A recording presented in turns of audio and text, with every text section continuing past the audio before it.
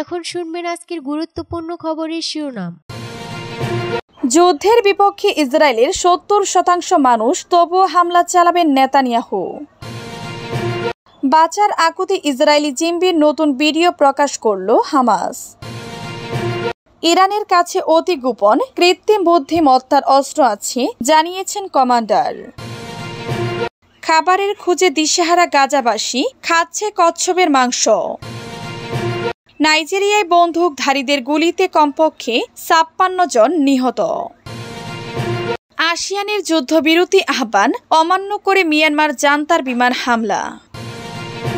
যুদ্ধের বিপক্ষে ইসরায়েলের ৭০% মানুষ, তবুও হামলা চালাবেন নেতানিয়াহু।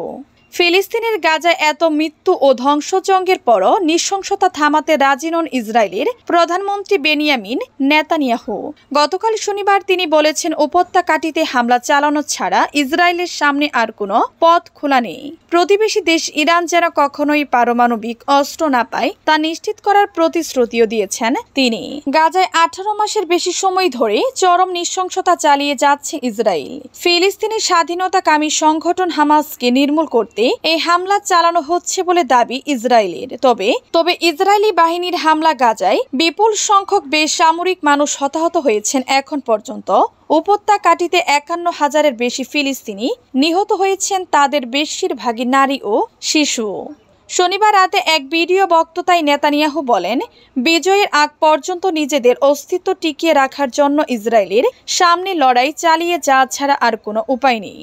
তিনি আরো বলেন, গাজা ইসরায়েলের যুদ্ধবিরতির প্রস্তাব হামাস প্রত্যাখ্যান করাটা উপত্যকায় বোমাবর্ষণ চালিয়ে যাওয়ার একটি কারণ। সম্প্রতি গাজায় আংশিক যুদ্ধবিরতি প্রস্তাব দিয়েছিল ইসরায়েল।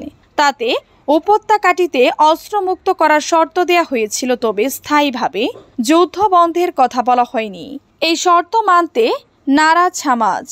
বাঁচার আকুতি ইসরায়েলি জিম্বির নতুন ভিডিও প্রকাশ করল হামাস। ফিলিস্তিনি স্বাধীনতাকামী সংগঠন হামাস আবারও একটি ভিডিও প্রকাশ করেছে, যেখানে ইসরায়েলি বন্দী এককানা বহুবুটকে দেখা যাচ্ছে পরিবারের উদ্দেশ্যে আবেগ ঘন বার্তা দিতে। এটি তার তৃতীয় ভিডিও প্রকাশ, জানিয়েছে দ্য টাইমস অব ইসরায়েল। রোববার ২০ এপ্রিল টাইমস অফ ইসরায়েলের বরাতে এক প্রতিবেদনে এ তথ্য জানিয়েছে কাতার ভিত্তিক সংবাদ মাধ্যম আল জাজিরা। ভিডিওতে দেখা যায় বহুবুট বলেছেন, আমার জন্য তোমরা যা পারো করো। একই সঙ্গে জানান তিনি রাষ্ট্র সরকার সবার কাছে সাহায্যের আবেদন জানিয়েছেন। তিনি আরো বলেন, আমার শরীর ভালো নেই, আমি ভয় পাচ্ছি মরে যাব কিনা জানি না। ভিডিওটি একটি মক টেলিফোন কলের মতো উপস্থাপন করা হয়েছে, যাতে বহুবুট তার পরিবারকে স্বপ্নে দেখা এবং ঘরে ফেরার আকাঙ্ক্ষার কথা জানান। ভিডিও প্রকাশের পরপরই ইসরায়েলের প্রধানমন্ত্রী বেনিয়ামিন নেতানিয়াহু হামাসের বিরুদ্ধে সামরিক অভিযান আরও জোরদার করার নির্দেশ দেন, কারণ হামাস একটি অস্থায়ী যুদ্ধবিরতির ইসরায়েলি প্রস্তাব প্রত্যাখ্যান করেছে। হামাস বলেছে, গাজায় যুদ্ধ বন্ধের বিনিময়ে তারা অবশিষ্ট বন্দীদের একেবারে মুক্তি দিতে ইচ্ছুক। গাজায় এখনও প্রায় ৫৯ জন জিম্মি রয়েছে, তাদের মধ্যে প্রায় ২৪ জন এখনও জীবিত বলে ধারণা করা হচ্ছে। ইরানের কাছে অতি গোপন কৃত্রিম বুদ্ধিমত্তার অস্ত্র আছে, জানিয়েছেন কমান্ডার। ইরানের ব্রিগেডিয়ার জেনারেল কিওমার্স হেইদারি বলেছেন, আমাদের কাছে অত্যন্ত উন্নত অস্ত্র রয়েছে, যার মধ্যে কিছু গোপন বা এমনকি অতি গোপন। এগুলো অত্যন্ত পরিশীলিত সিস্টেম, যা কৃত্রিম বুদ্ধিমত্তা চালিত। এগুলোকে প্রচলিত অস্ত্র হিসেবে শ্রেণীবদ্ধ করা হয়েছে। এদের ক্ষমতা ব্যতিক্রমী।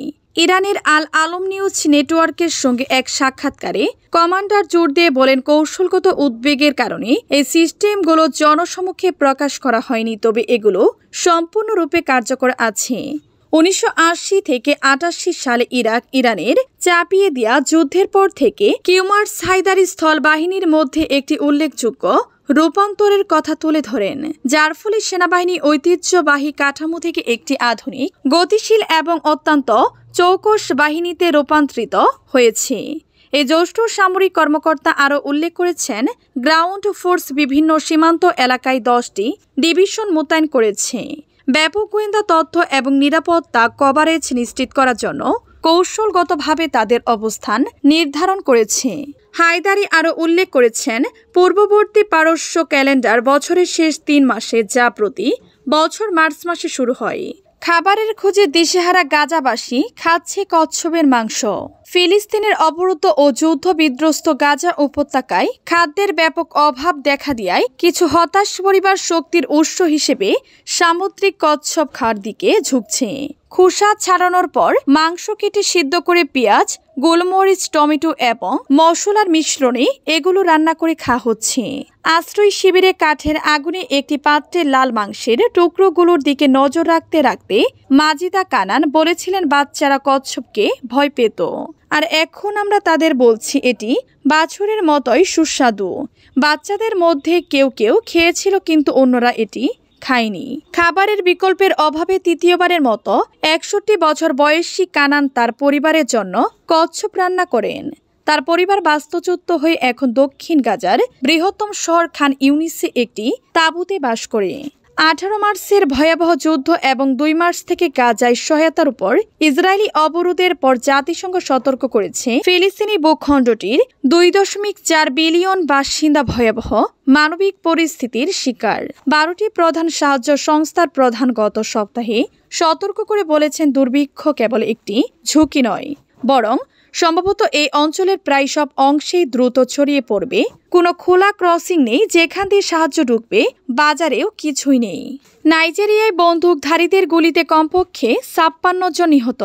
মধ্য নাইজেরিয়ায় বন্দুকধারীদের হামলায় এক রাতে কমপক্ষে 56 জন নিহত হয়েছে। শনিবার 19 এপ্রিল বেনু রাজ্যের গভর্নরের কার্যালয়ে এ তথ্য জানিয়েছে।